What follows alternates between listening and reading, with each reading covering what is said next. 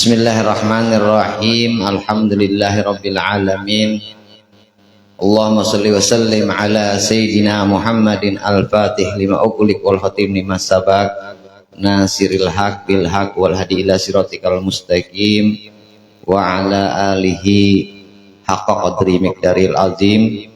Radhiyallahu ankum wa qala radhiyallahu an fi kitabihi Nailur Raja bisyarhi Safinatun Najah ila angol Kitabus Syiyam. Maaf lambat, tadi ada Buya Yahya datang, jadi menolakkan Sidin Bulik tadi nggih. Pas Sidin datang kumpulan bahas kawan timbai dipanggil hari tahun 93 nggih. Faslun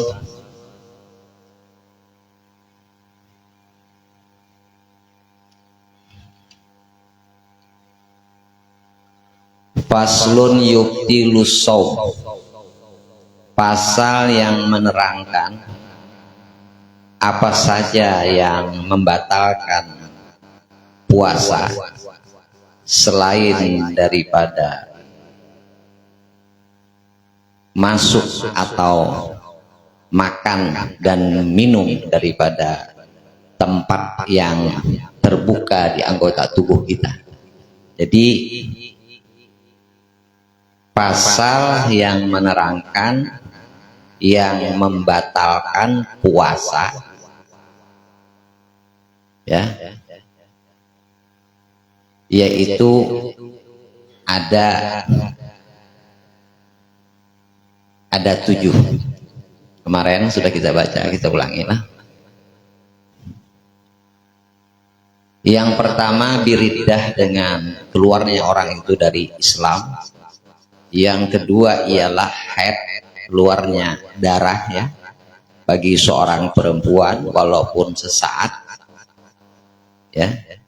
Kemudian nifas ya, keluarnya darah nifas.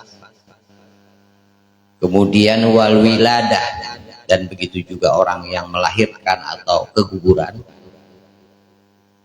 Kemudian yang kelima junun ya, walau lahzah, orang itu gila walaupun sesaat. Kemudian yang keenam dan yang ketujuh igma wa sukrin tadi bihima in amma jami'an nahar. Kalau orang itu mabuk atau pingsan tapi dengan syarat dari pagi, dari subuh sampai maghrib pingsannya. Sama halnya orang yang guring kelawasan, maksudnya jami'un nahar itu semua siang. Ketika sudah azan belum guring, sekali bangun orang sudah bukaan, sama halnya ya. Kemudian dan mabuk begitu juga, tapi kalau gila cuma sesaat. Kemudian faslun al-iftaru fi Ramadan arba'atu anwa'in ya. Pasal yang menerangkan ya, apa saja bagian daripada perkara yang orang tersebut ya batal atas puasanya. Jadi pasal yang menerangkan hukum agar orang itu berbuka atau batal daripada puasanya. Yang pertama, wajib dia berbuka puasa bagi orang yang haid dan nifas, karena haram hukumnya kalau orang haid ya, dan nifas dia imsak, menahan makan dan minum untuk menghormati bulan Ramadan, tapi dia haid maka hukumnya haram. Nah, kemudian ada kala hukumnya orang tersebut jais, boleh dia berpuasa atau buka. Bagi siapa? Bagi musafir, kemudian dan orang yang sakit ya. Musafir kategorinya orang yang perjalanannya lebih daripada masa fatul gasar, yaitu sekitar 84 km ya. Kita ihtiyatan lebih menjaga 85 sampai 90 km. Dan marid ya, kategori marid orang yang sakit ya, Kategorinya ialah orang yang sakit seperti diperbolehkannya tayamum, atau dia berpuasa akan menambah penyakitnya, atau dia berpuasa akan bisa menambahkan cacat pada anggota tubuhnya atau memperlambat daripada kesembuhannya. Di sini musafir. Kemudian dan juga yang ketiga, la wala kama fi majnun, ya. Dan tidak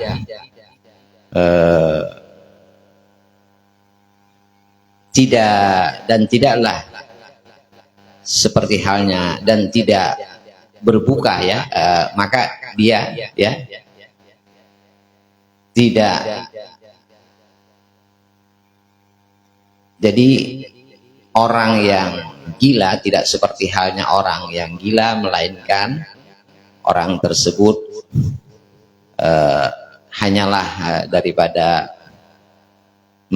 tidak sah puasanya, ya.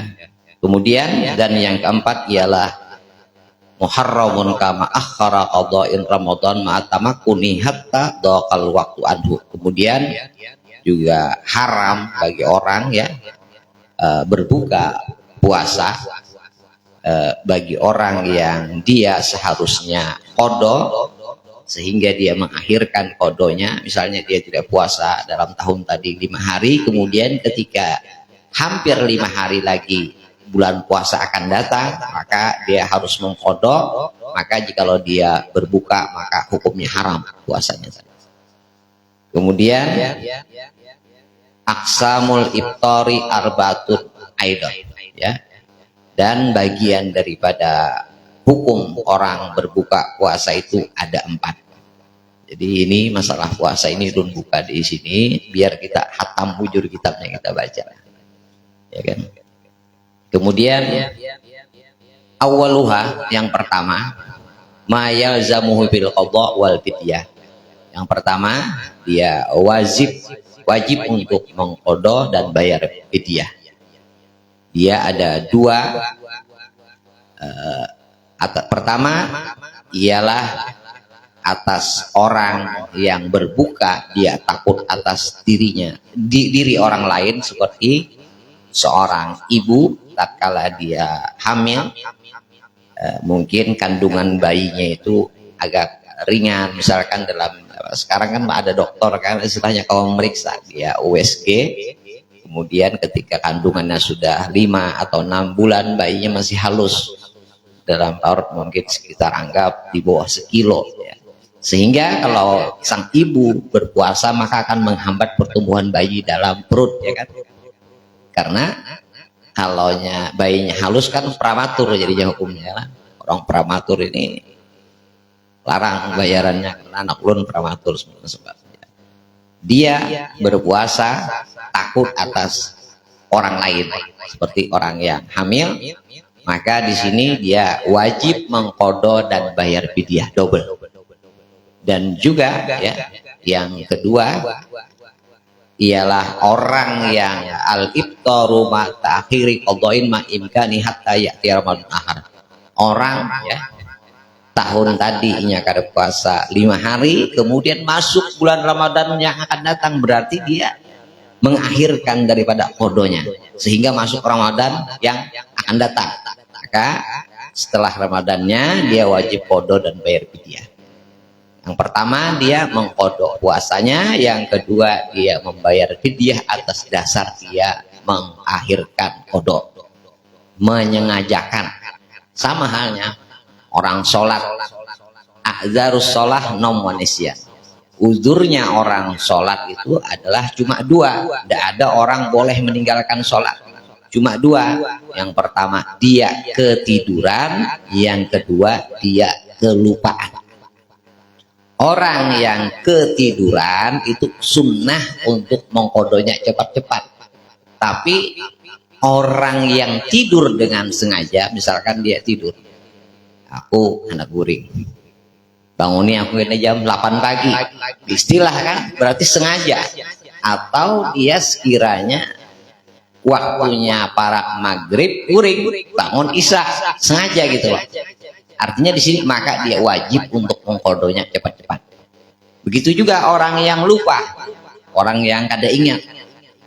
Azar, udur orang meninggalkan sholat kan cuma dua, tidur dan lupa. Orang yang lupa, aku harus sembahyang kan, itu sunnah, kelupaan, kada ingat. Tapi kalau sengaja meneledorkan lalu kada ingat, wajib untuk mengkodonya cepat-cepat. Sama halnya puasa tadi, saat dia menteledorkan untuk mengkodonya maka double. Yaitu pertama adalah kodok dan yang kedua adalah bayar fidyah. Itu di antaranya.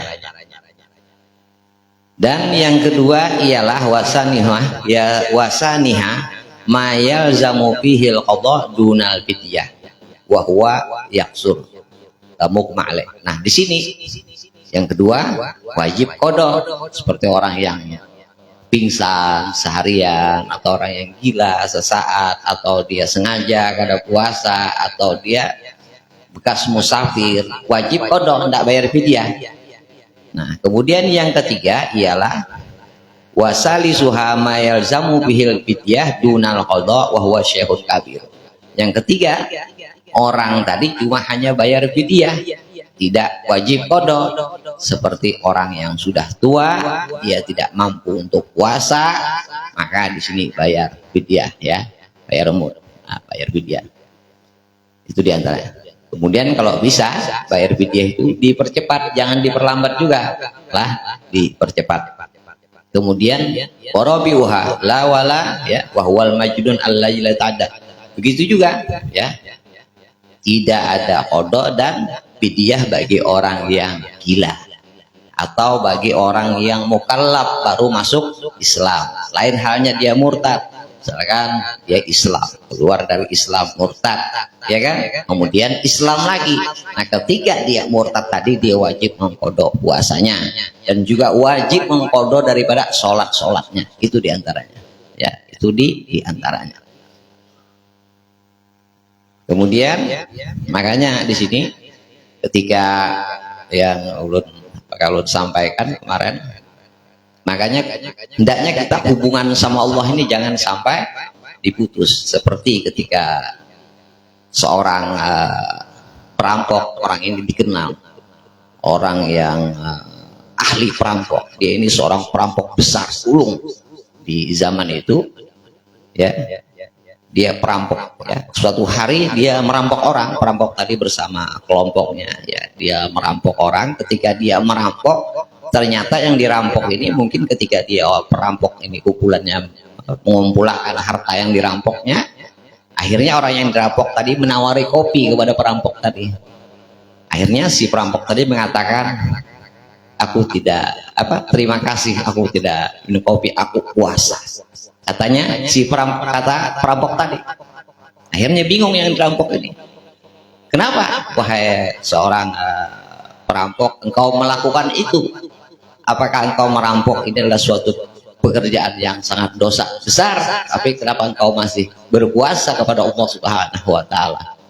Lalu sang perampok mengatakan, ketahuilah, aku tidak mau memutuskan hubunganku dengan Allah walaupun kemaksiatanku, ya, kepada Allah sangat besar. Aku satu saja hubunganku sama Allah, aku tidak mau putus, ya, walaupun hubungan yang lain aku putus, tapi satu ini tidak mau aku putus, hubunganku dengan Allah. Semoga dengan satu hubunganku kepada Allah ini Allah akan meraih aku. Suatu hari akhirnya apa? Orang yang dirampok tadi berangkat haji. Ketika dia sampai ke Mekah, ternyata apa? Ternyata dia ketemu dengan perampok tadi. Bingung dia, jadi seorang yang alim, orang yang soleh, orang besar. Akhirnya dia tanya, apakah engkau seorang yang pernah merampokku dulu? Ya. Kenapa engkau bisa jadi seperti ini? Dan dia katakan, karena aku tidak memutus hubunganku dengan Allah dengan berpuasa, sehingga Allah meraih daripada aku, sehingga aku kembali ke jalannya. Begitu juga halnya ketika kita hendaknya seperti Buya Yahya tadi sampaikan, ketika beliau, ya, menyampaikan bagaimana cara metode dakwah, ya, sehingga ulun sendiri tadi bertanya kepada beliau, ulun katakan, ya Buya, sampaikan, apakah orang yang berdakwah itu dia harus mempunyai pekerjaan, agar di dalam hatinya itu tidak ada agar di hatinya itu terbebas daripada pengharapan terhadap makhluk, ya kan? Karena kalau kita tidak punya pekerjaan, kita sebagai manusia basyari, ya kan, bukan orang yang sempurna, nanti akan timbul pengharapan kepada sesuatu apa yang disampaikannya. Kata Buya, dia menjawab, Habib, dia katakan, sebenarnya yang membuat kita apa, yang tidak ada sebenarnya yang mengharuskan kita harus bekerja, tapi yang menjadikan diri kita untuk tidak mengharap kepada makhluk ialah dengan bersihkan hati kita, dengan mengayahkan diri kita, dengan bersyukur apa yang Allah berikan, ya, dengan qanaah apa yang Allah berikan, maka dengan sendirinya pengharapan itu akan hilang. Tidak harus bekerja. Orang harus bekerja kemudian dia baru dakwah, tidak, karena bisikan setan macam-macam itu diantaranya. Dan juga beliau menyampaikan, kata beliau, jangan juga pernah ketika kita menjadi seorang pendakwah agar kita diagungkan orang, dimuliakan orang. Kemudian beliau juga istiqmalu yuhunnas, agar kita dipandang orang, dihormati orang, dimuliakan. Jangan, dan juga jangan pernah merasa memandang rendah orang yang ada di hadapan kita. Dan juga kata beliau, kalau bisa ketika kita ingin berdakwah itu kita meminta kepada Allah. Kenapa? Agar semua apa yang kita ajarkan kepada mereka diberi hidayah. Kalau bisa, kata beliau, di saat masuk ke dalam masjid, sholat tahiyatul masjid, atau musola, atau sholat 2 rakaat, minta kepada Allah semoga Allah memberikan hidayah kepada orang yang kau ajar. Itu diantaranya. Dan juga ingat, kata beliau, ada satu cerita beliau menceritakan, kata beliau, ada seorang yang namanya sama. Satu orang tersebut dia tinggal di atas gunung. Orang ini dikenal dengan kesolehannya, dengan kealimannya. Yang satu lagi adalah orang pendosa, orang ahli maksiat, dan dia tinggal di bawah gunung di pasar. Kemudian karena ahli maksiat si pendosa tadi, ya, dia masih di hatinya itu namanya mengagungkan dengan syiar-syiarnya Allah, dia menghormati kepada ulama. Jadi dia preman, dikenal orang yang pendosa, orang yang sangat terkenal orang tadi, tapi dia masih menghormati kepada ulama. Pada suatu hari si ulama yang soleh tadi, dia kehabisan bahan makanan di gunung, kemudian dia hendak turun ke pasar untuk membeli makanan. Kebetulan si preman tadi dia juga ada suatu hal yang mana di hatinya tergeretek untuk datang kepada orang soleh tadi, enak minta doa gitu loh. Padahal dia orang yang ahli maksiat. Sehingga ketika dia naik ke atas gunung, kebetulan si syekh orang alim soleh tadi, akhirnya apa? Dia berjalan juga ke bawah menuju pasar. Di tengah jalan itu, di jalan yang setapak, ketemu. Ketika bertemu, kata beliau, maka si preman tadi dia membuka jalannya, kemudian menghormati daripada ulamanya dengan mempersilahkan jalan. Tapi kata beliau, tatkala orang soleh tadi dia berjalan karena dibukakan jalan, lalu dia berjalan dengan penuh kesombongan, artinya merasa dengan, sehingga apa? Dengan demikian akhirnya Allah langsung menjadikan si ulama tadi sebalik, justru orang yang ahli maksiat pendosa tadi menjadi orang yang soleh. Karena dia mengagungkan kepada syiar-syiarnya Allah, kepada ulamanya, kepada ilmunya, kepada tempatnya, seperti itulah. Pada misalkan bulannya, apalah, artinya yang berkaitan dengan agama. Tapi karena ulama tadi dia menjadikan bagian daripada agamanya tadi dengan kesombongannya, maka Allah cabut semua daripada kesolehannya. Itu juga artinya itu beliau mengajarkan. Dan juga kata beliau, ikutilah jejaknya Rasulullah, karena ketika Rasulullah berperang, juga beliau menyampaikan, kata beliau, ketika Rasulullah berperang, dan juga di sana banyak sahabat-sahabat yang meninggal, sehingga Rasulullah ketika itu bersama sahabatnya mencari mayat-mayat sahabatnya ketika kalah berperang. Ketika itu Rasulullah menemukan mayat seseorang, kemudian Rasulullah mengatakan, wahai sahabatku, aku lupa ini ada mayat seorang sahabatku, dia sahabatku juga ini, siapa ini namanya, aku lupa, wahai sahabatku, kata Rasulullah, siapa ini, dia sahabatku juga, katanya. Kemudian sahabatnya Rasulullah mengatakan, ya Rasulullah, ketahuilah, kemudian yang kau katakan sahabat engkau ini, dia adalah orang yang setiap harinya mencaci engkau. Jadi Rasulullah tidak pernah mengingatkan akan kejelekan orang, tapi Rasulullah ingat atas wajahnya, tapi Rasulullah lupa akan kejelekannya. Sehingga Rasulullah mengatakan, kata Rasulullah, aku sangat sedih karena mungkin dari segi tingkah laku aku ini ada perihal yang dia tidak senang, sehingga menyusahkan dia untuk menerima hidayah dari Allah yang mana aku sampaikan. Mungkin ada kekeliruan aku terus. Jadi sampai seperti itu. Katanya, maksud beliau, ketika kita menyampaikan kepada orang, kenapa orang itu kadang tidak mau mendengar daripada apa yang kita sampaikan? Mungkin ada dosa yang kita perbuat sehingga membuat mereka itu untuk susah masuk akan ilmu. Jadi kata beliau, jangan bosan-bosan untuk selalu berdoa kepada Allah, untuk meminta agar mendoakan kepada orang-orang yang kita sampaikan, kita ajarkan, untuk mereka selalu dapat hidayah. Jadi luar biasa jawaban beliau itu, luar biasa. Jadi menjadi kasih sayang luar biasa. Jangan pernah merasa lebih mulia kan. Karena listigma wujuhin nas, jaga kata beliau untuk agar dikenal orang supaya luar biasa. Dan ulun sendiri lupa waktu sepondok sama beliau, Buya, kita dulu pernah sepondok apa? Ketemu, iya ketemu. Tapi belum ada ingat tahun 93. Ada Habib Idrus juga, Sedam dan Toyib. Jadi luar biasalah Buya Yahya, memang dia juga muridnya Habib Salim Syatiri.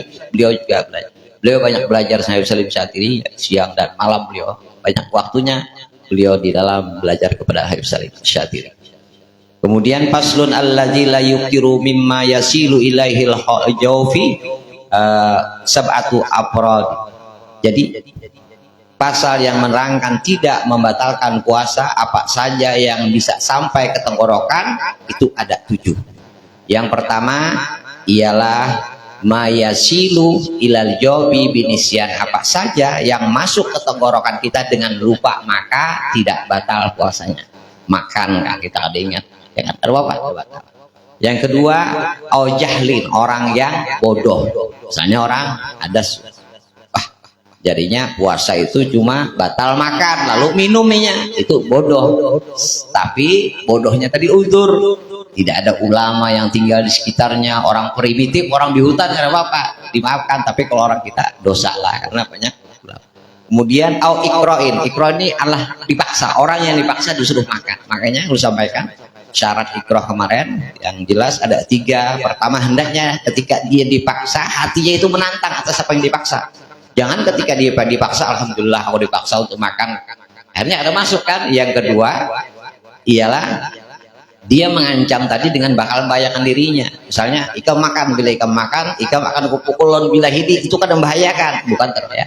Tapi kalau ikam akan ku sodok atau ku bunuh, maka. Kemudian yang ketiga ialah dia tidak mampu untuk membela. Seandainya yang mengancam tadi kenakan kecil ya bukan, tapi mengancam tadinya tidak mampu untuk melawannya, maka itu termasuk daripada ikroh yang dipaksa. Dan yang keempat ialah bijaryani rikin bima baina asnanihi wa qad ajaza an majihi. Kalau inya nih mau udak liur ya, akhirnya hendak atau batuk sembahyang, batuk hendak mengeluarkan rakawa ditaguknya, itu kata bapak lah, itu kata bapak. Kemudian yang kelima ialah wa ma wasala ilahil job maka nukbartar, apa saja yang masuk ke tenggorokan. Misalnya orangnya bulan puasa bulah wadai tepung, pak meluruk gandum, akhirnya debunya masuk ke dalam, itu kata bapak, atau debu ya itu juga kata bapak. Kemudian wa ma wasala ilaihi makana gorbatan daging ya.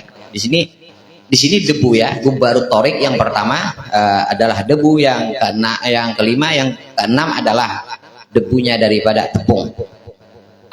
Yang ketujuh ialah jubabat toir nahwa, atau lalat terbang masuk tegakuk, atau nyamuk dan selainnya, itu juga ada batal.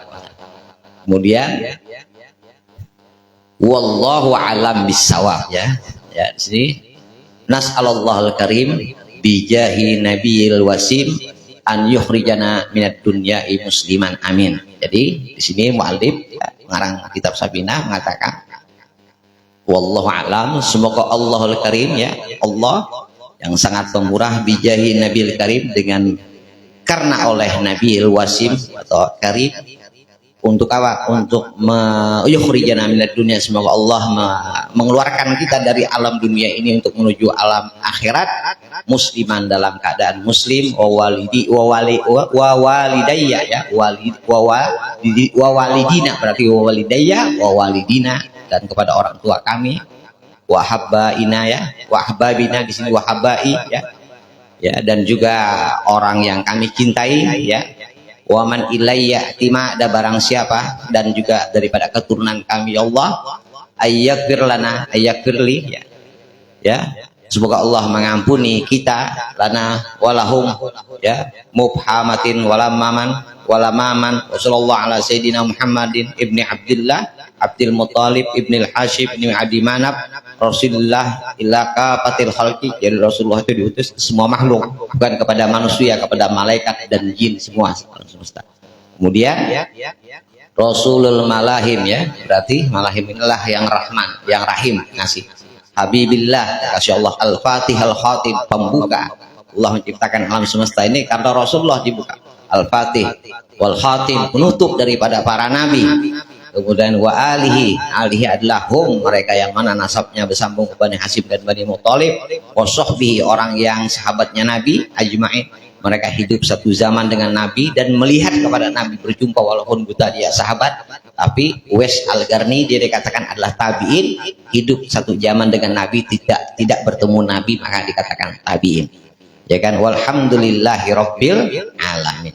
Kemudian selanjutnya tinggal yaitu Kitabul Hajj, pasal yang menerangkan tentang kitab pasal haji. Nanti kita buka setelah haji baru khatam kitabnya. Nanti kita baca lagi dari awal. Jadi kita bertahlil sekalian haul kusarwani abdan. Dia siapa yang ingin kita tahlili. Dan juga ada abahnya kawan meninggal juga. Ikhtisar Abdul Zikri fa'lam annahu la ilaha illallah. La ilaha illallah, la ilaha illallah, la ilaha illallah, la ilaha illallah, la ilaha illallah, la ilaha illallah, la ilaha illallah, la ilaha illallah, la ilaha illallah, la ilaha illallah, la ilaha illallah, illallah, la ilaha illallah, la ilaha illallah, la ilaha illallah, la ilaha illallah, la ilaha illallah, Sayyiduna Muhammadur Rasulullah. La ilaha illallah ala nabi salatullah. La ilaha illallah ala nabi salamullah. Allahumma salli ala Muhammad, Allahumma salli alaihi wa sallim. Allahumma salli ala Muhammad, Allahumma salli alaihi wa sallim. Allahumma salli ala Muhammad, ya Rabbi salli alaihi wa sallim. Subhanallah bihamdi, subhanallah bihamdi, subhanallah bihamdi, subhanallah bihamdi, subhanallah bihamdi, subhanallah bihamdi, subhanallah bihamdi, subhanallah bihamdi, subhanallahil azim, subhanallah bihamdihi, subhanallahil azim, subhanallah bihamdihi, subhanallahil aliyil azim. Ya Allah, ya Allah, ya Allah, ya Allah, ya Allah, ya Allah, ya Allah, ya Allah, ya Allah, ya Allah, ya Allah, ya Allah. Allahumma salli ala habibika Sayyidina Muhammadin wa alihi wa sahbihi wa sallim. Allahumma salli ala habibika Sayyidina Muhammadin wa alihi wa sahbihi wa sallim. Allahumma salli ala habibika Sayyidina Muhammadin wa ala alihi wa sahbihi wa barik wa sallim alaihim ajma'in. Sabina sabi wa azwaj Syekh Sarwani Abdan Abu Muhammad Ribut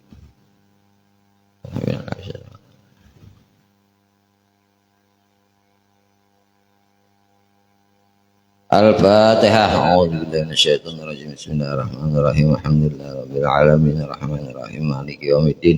Iyyaka na'budu wa iyyaka nasta'in. Ihdinas siratal mustaqim siratal ladzina an'amta 'alaihim ghairil maghdubi 'alaihim waladdallin. Amin. Bismillahirrahmanirrahim. Alhamdulillahirabbil alamin. Allahumma shalli ala sayyidina Muhammadin bil awwalin wa sallim ala sayyidina Muhammadin bil akhirin wa sallim ala sayyidina Muhammadin fi kulli waqtin wa hin sallim ala sayyidina Muhammadin bil mala'i ala ila yaumiddin. Allahumma ja'al wasil taqabbal sawaba ma qara'nahu min al-Qur'anil azim wa qul min qawli la ilaha illallah musabbahan wa bihamdihi wa sallainahu ala habibika sayyidina Muhammadin sallallahu alaihi wasallam bihadzal lailah bihadzal majlis mubarak hadiyatan wasilah rahmatan nazilah wa barakatan syamilah nuqaddimu sawaba dzalika nuhdil hadrati sayyidina wa habibina syafina rasulullah Muhammad bin Abdullah sallallahu alaihi wasallam wa alihi wa ashabihi wa azwaji wa dzurriyyati ajma'in. Syekh Muhammad Syarwani Abdan Syekh Yudin. Sebutan masing-masing siapa nak tahlililah orang tua kita siapa semua.